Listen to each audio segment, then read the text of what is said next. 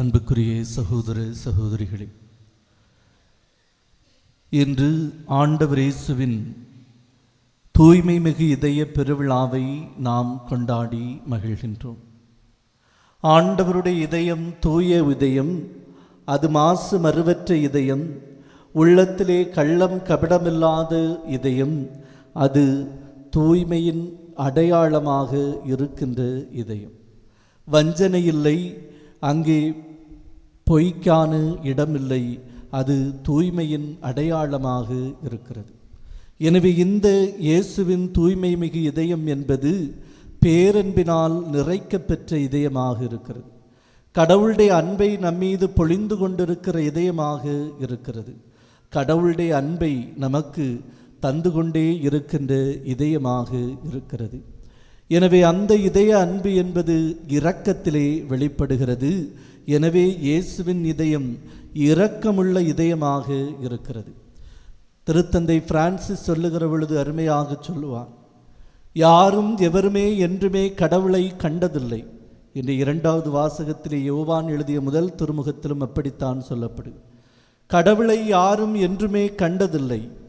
அந்த காண முடியாத கடவுளுடைய காண்கின்ற முகமாக இருக்கிறவர் இயேசு கிறிஸ்து. காண முடியாத கடவுளுடைய முகமாக நமக்கு இருக்கிறவர் இயேசு கிறிஸ்து. அந்த இயேசுவின் முகம் என்பது இரக்கமுள்ள முகம். அந்த இரக்கமுள்ள இதயத்திலிருந்து வெளிப்படுகிற அந்த இரக்கமுள்ள இதயம் இயேசுவின் இதயம் என்று சொல்லுவார். எனவே இயேசுவின் இந்த இதய இரக்கத்தை அனுபவிப்பதற்காக, இயேசுவின் இதய இரக்கத்தை நாம் பெற்றுக்கொள்வதற்காக இந்த திருத்தலத்திலே ஒன்று கூடி வந்திருக்கின்றோம். அந்த இயேசுவின் இரக்கமுள்ள இதயத்திற்கு நம்மை ஒப்புக் கொடுப்போம். கடவுளுடைய தராசில் கனமான இதயம் எது என்று கேட்டால் அது இரக்கமுள்ள இதயம் என்று கார்ல் ஆனர் என்கிற இறையலாளர் சொல்லுகிறார். கடவுள் விரும்புகின்ற இதயம் இரக்கமுள்ள இதயமாக இருக்கிறது. கடவுள் ஆசிக்கின்ற இதயம் இரக்கமுள்ள இதயமாக இருக்கிறது. கடவுள் நம்மை எல்லா சூழல்களிலும் இரக்கத்தினால் நம்மை வழிநடத்தி கொண்டே இருக்கிறார். ஆயினுள்ள ஆடுகள் மீது பரிவு கொண்டு அவர்களுக்கு கற்றுக் கொடுத்தார் என்று நற்செய்தி சொல்லுகிறது.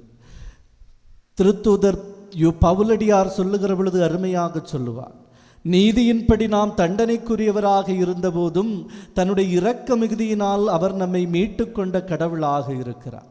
எனவே நமக்கு விடுதலை என்பது, மீட்பு என்பது அந்த இரக்கமுள்ள இதயத்திலிருந்து வெளிப்படுகிறதாக இருக்கிறது. எனவே இந்த நல்ல நாளிலே இயேசுவின் தூய்மை மிகு இதயத்துக்கு, இயேசுவின் அன்பு நிறைந்த இதயத்துக்கு, இயேசுவின் இரக்கமுள்ள இதயத்துக்கு நம் ஒவ்வொருவரையும் ஒப்புக் கொடுப்போம். அந்த அன்பும் இரக்கமும் தூய்மையும் நிறைந்த இதயம் நம்மை வாழ செய்யும், நம்முடைய இன்னல்களில் விடுதலை தரும், நம்முடைய கலக்கங்களை போக்கும் என்கிற நம்பிக்கையோடு நம் ஒவ்வொருவருடைய வேண்டுதல்களையும் அந்த இரக்கமுள்ள அன்பு நிறைந்த தூய்மை மிகு இதயத்திற்கு இன்றைக்கு ஒப்புக் கொடுப்போம். அந்த இதயம் எளியோருக்கு தன்னை வெளிப்படுத்துகிற இதயம் என்று இன்றைய நற்செய்தி நமக்கு சொல்லுகிறது. எனவே தான் இயேசு கிறிஸ்து ஜெபிக்கின்ற பொழுது இவ்வாறு ஜெபிக்கின்றார், தந்தையே, விண்ணுக்கும் மண்ணுக்கும் ஆண்டவரே, உம்மை போற்றுகிறேன். ஏனெனில் ஞானிகளுக்கும் அறிஞர்களுக்கும் இவற்றை மறைத்து குழந்தைகளுக்கு நீர் வெளிப்படுத்தினீர். எளிய உள்ளங்களை நோக்கி கடவுள் தன்னை வெளிப்படுத்துகிறார். இன்றைய உலகத்தை பல வேளைகளிலே பார்க்கிற பொழுது ஆடம்பரங்களுக்குள்ளே மூழ்கி போகிற உலகம், சொகுசு பெரிது என்பதை தான் கொண்டாடுகிற உலகம். ஆனால் இயேசுவின் இதயம் எளிய இதயமாக, எளியோருக்கு தன்னை வெளிப்படுத்தும் இதயமாக இருக்கிறது என்பதை இன்றைய வாசகங்கள் நமக்கு சுட்டி காட்டுகிறது.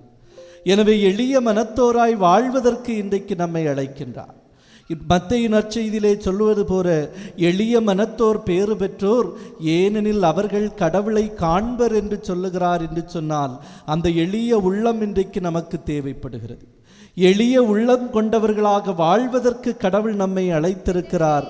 எளிய உள்ளத்தோடு வாழுகிற உள்ளம் என்பது அது கடவுளை காண்பதற்குரிய உள்ளமாக இருக்கிறது.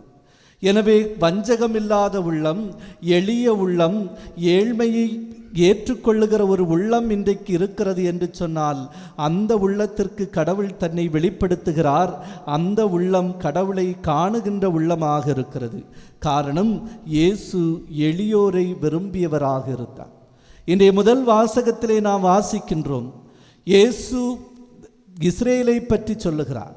ஏன் உங்களை நான் தேர்ந்து கொண்டேன்? நீங்கள் வலிமை மிக்கவர்கள் என்பதற்காக உங்களை தேர்ந்து கொள்ளவில்லை. நீங்கள் பெரும் திரளானவர்கள் என்பதற்காக உங்களை தேர்ந்து கொள்ளவில்லை. நீங்கள் மற்றவர்களை விட வலிமை மிக்கவர்கள் என்பதற்காக தேர்ந்து கொள்ளவில்லை. நீங்கள் சொற்பமானவர்கள், எளியவர்கள் என்பதற்காக உங்களை தேர்ந்து கொண்டேன் என்று இணைச்சட்ட நூலிலே கடவுள் இஸ்ரேல் மக்களுக்கு சொல்லுகின்றார். எனவே இந்த எளிய உள்ளத்தை நோக்கி நாம் பயணிப்பதற்கு அழைக்கப்படுகிறோம். எளிய மனத்தோராய் இருப்பதற்கு நாம் இன்றைக்கு அழைக்கப்படுகிறோம். தாவீது அரசனை பார்க்கின்றோம். இஸ்ரேலுக்கு ஒரு புதிய அரசனை கொடுக்க வேண்டும் என்று வந்தபோது சாமுவேல் இறைவாக்கினர் ஈசாயினுடைய பிள்ளைகளை வரச் சொல்லுகிறார். அவர்களில் ஒவ்வொருவரும் வருகிறார்கள். பலரும் உடல் வலுமிக்கவன் வருகிறான், உயரமானவன் வருகிறான், அழகு மிக்கவன் வருகிறான். எவரையும் கடவுள் தேர்ந்து கொள்ளவில்லை. சிறியவனான பொடியனான தாவீதை கடவுள் தேர்ந்து கொண்டார். எளியோர் சார்பாக கடவுள் நிற்கிறார். எளிய மனத்தோருக்கு தன்னை வெளிப்படுத்துகிறார் என்பதைத்தான் நாம் இன்றைக்கு சிந்திக்கின்றோம். அப்படி என்றால் எது எளிய உள்ளம் என்று பார்க்கிற பொழுது முதலில் என்னுடைய பலவீனத்தை ஏற்று மாற்றத்தை நோக்கி பயணிக்கிற உள்ளம் எளிய உள்ளமாக இருக்கிறது. எனக்கு பலவீனம் இருக்கிறது, என்னிடத்திலே குறைகள் இருக்கிறது, என்னிடத்திலே பிரச்சனைகள் உண்டு என்று எந்த உள்ளம் ஏற்றுக்கொண்டு மாற்றத்தை நோக்கி பயணிக்கிறதோ அந்த உள்ளம் எளிய உள்ளமாக இருக்கும். சில வேளைகளிலே நாம் பார்க்கிற பொழுது எனக்கு எல்லாம் தெரியும் என்கிற எண்ணம், நமக்கு ஒன்றை முடியாது இருந்தாலும் இது என்னால் முடியும் என்று வலிந்து நிற்கிற உள்ளம் அல்ல எளிய உள்ளம். ஒரு மனிதன் தன்னுடைய பலவீனத்தை ஏற்றுக்கொள்ளுகிற உள்ளம் என்பது எளிய உள்ளமாக இருக்கிறது. அப்படிப்பட்ட ஒரு உள்ளம் இன்றைக்கு நமக்கு தேவைப்படுகிறது. ஒரு இளைஞன் நினைத்தான், 20 வயது அவனுக்கு. அந்த 20 வயதிலே அவன் என்ன நினைக்கிறான் என்று சொன்னால், இந்த உலகத்தையே நான் மாற்றப் போகிறேன் என்று புறப்பட்டான். அவனுக்கு 30 வயதாகிறது. அவன் சிந்திக்கிறான், 20 வயதிலே நான் இந்த உலகத்தை மாற்ற வேண்டும் என்று நினைத்தேன். இந்த உலகம் மாறவில்லை, அப்படி குறைந்தபட்சம் என்னுடைய நாட்டையாவது நான் மாற்ற வேண்டும் என்று நினைத்தான். அவனுக்கு 40 வயதானது. இந்த நாடு மாறவில்லை. அவன் நினைத்தான், இந்த நாட்டைத்தான் மாற்ற முடியவில்லை, குறைந்தபட்சம் என்னுடைய குடும்பத்தையாவது மாற்ற வேண்டும் என்று நினைத்தான். அவனுக்கு 50 வயதானது. 50 வயதில் அவன் நினைக்கின்றான், என் குடும்பத்தை திருத்த முடியவில்லை, மாற்ற முடியவில்லை. அவன் என்னுடைய உறவுகளை, நெருங்கிய உறவுகளையாவது மாற்றுவோம் என்று சொல்லி தன்னுடைய வீட்டை அவன் பார்த்தான். தன்னுடைய வீட்டை கூட மாற்ற முடியவில்லை.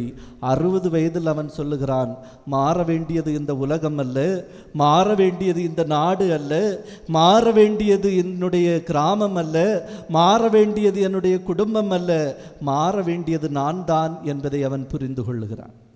எனவே எவன் ஒருவன் தன்னுடைய பலவீனத்தை ஏற்றுக்கொண்டு மாற்றத்தை நோக்கி பயணிக்கிறானோ அங்கே ஒரு ஏழ்மை இருக்கிறது, அங்கே தாழ்ச்சி இருக்கிறது, அங்கே எளிய உள்ளம் இருக்கிறது என்பதை இன்றைக்கு நாம் சிந்திக்கின்றோம். இரண்டாவது எளிய உள்ளம் என்பது சிறிய காரியங்களில் சரியாக இருப்பது, சின்னவற்றையும் சரியாக செய்வது. சிறிய பொறுப்பாக இருந்தாலும், சிறிய வேலையாக இருந்தாலும், சின்ன சின்ன காரியங்களாக இருந்தாலும் அதை சரியாக நம்பகத்தன்மையோடு செய்ய வேண்டும் என்கிற உள்ளம் நமக்கு இன்றைக்கு தேவைப்படுகிறது. லூக்கா நற்செய்தி 6ஆம் அதிகாரம் 10வது வசனம் சொல்லுகிறது, சிறியவற்றில் நம்பத்தகுந்தவர் பெரியவற்றிலும் நம்பத்தகுந்தவராயிருப்பார். சின்னஞ்சிறிய காரியங்களில் நாம் நம்பத்தகுந்தவர்களாய், நேர்மையுள்ளவர்களாய், அதை சரியாக செய்வதிலே ஆர்வமுடையவர்களாய் இருக்கிறோம் என்று சொன்னால் பெரியவற்றையும் செய்வதற்கு ஆற்றல் உள்ளவர்களாக இருப்போம். மத்தேயு நற்செய்தி 25ஆம் அதிகாரம் 21வது வசனம் சொல்லுகிறது, நன்று நம்பிக்கைக்குரிய நல்ல பணியாளரே, சிறியவற்றில் நீர் சரியாக இருந்தீர், எனவே உம்மை பெரியவற்றுக்குரியவனாக்குவேன். எனவே சிறிய சிறிய காரியங்கள், அது குடும்ப பொறுப்பாக இருந்தாலும், சமூக பொறுப்பாக இருந்தாலும், நம்முடைய அண்டை அயலாரோடு இருக்கிற பொறுப்பாக இருந்தாலும், சின்ன சின்ன காரியங்களில் நாம் சரியாக இருக்கிற பொழுது கடவுள் நம்மை உயர்த்துகிறார்.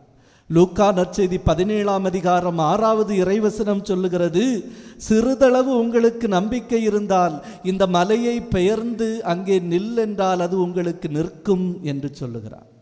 அப்படி என்றால் கடவுள் பெரிய நம்பிக்கை அல்ல, சிறிய நம்பிக்கை, ஆனால் அதிலே உறுதியான நம்பிக்கை எதிர்பார்க்கிறார். எனவே சிறிய தொடக்கம்தான் பெரிய வளர்ச்சிக்கு நம்மை இட்டு செல்லுகிறது. மத்தேயு நற்செய்தி 13ஆம் அதிகாரம் 31 முதல் 32 வரை வாசிக்கிற பொழுது இயேசு கிறிஸ்து இறையாட்சியை பற்றிய ஓமையை சொல்லுகிறார். அந்த ஓமையிலே என்ன சொல்லுகிறார் என்று சொன்னால், இறையாட்சி என்பது ஒரு கடுகு விதைக்கு ஒப்பானது. அந்த சிறிய கடுகு விதை நிலத்திலே புதைக்கப்படுகிறது. அது வளர்ந்து எல்லோருக்கும் இடம் கொடுக்கிறது. இறையாட்சி என்பது புளிப்பு மாவுக்கு சமமானது. அது ஒரு சிறிய புளிப்பு மாவு, ஆனால் அது அந்த மாவு கலனில் இருக்கிற எல்லா மாவையும் புளிப்பேற்றுகிறது. எனவே சிறியவற்றில் சரியாக இருக்கிறவன், நேர்மையாக இருக்கிறவன், எளிய உள்ளத்தோடு வாழ்கிறவனாக இருக்கிறான். மூன்றாவது, சிறியது முக்கியமானது. சிறு துரும்பும் பல்குத்த உதவும் என்று சொல்லுவார்கள். ஒரு பெரிய கப்பல் இருக்கிறது. அது எண்ணற்ற மனிதர்களையும் பெட்டகத்தையும் தனக்குள்ளே கொண்டிருக்கிறது.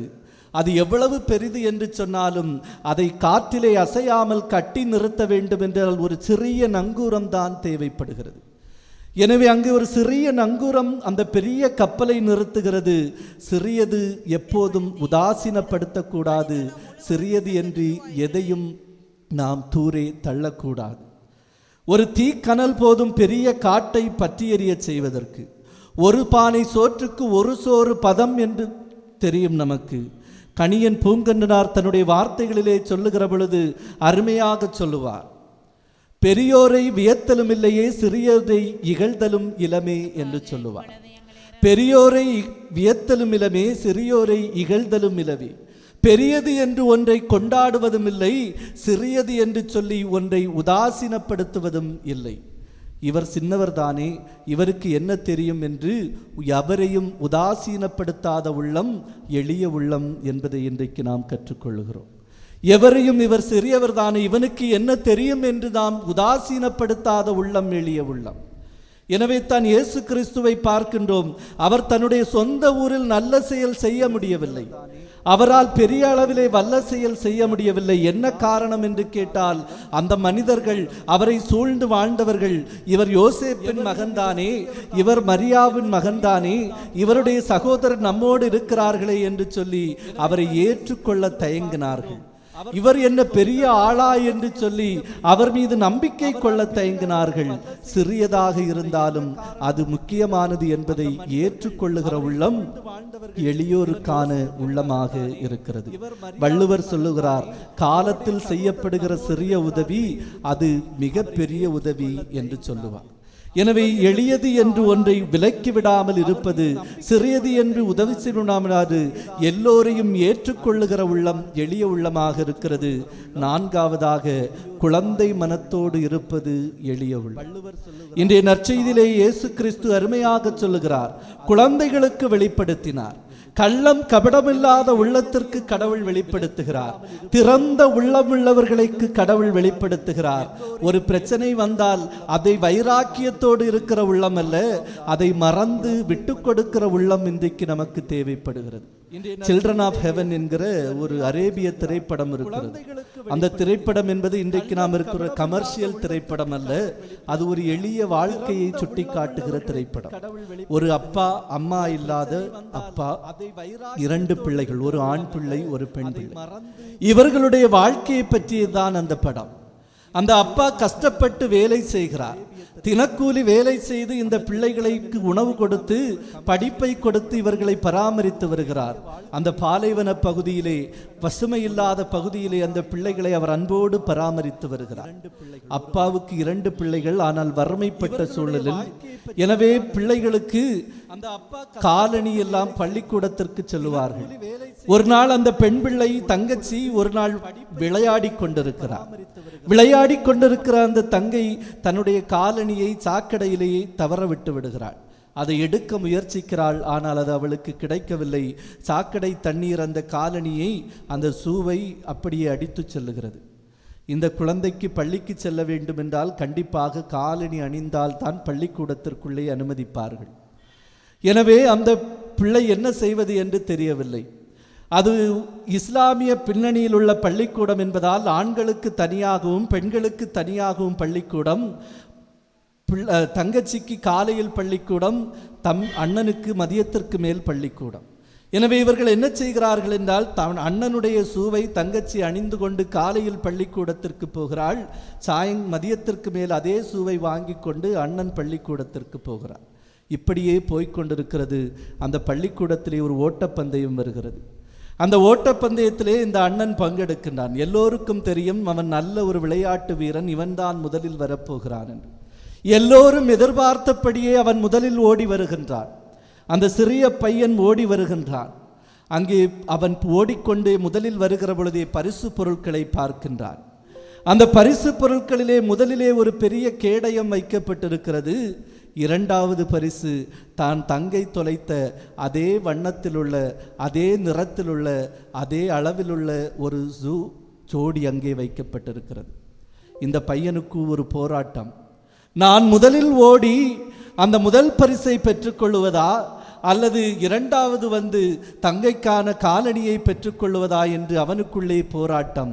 அந்த கோட்டை நெருங்குகிற பொழுது அவன் முதலில் வந்தவன் அப்படியே நின்று கொள்ளுகிறான்.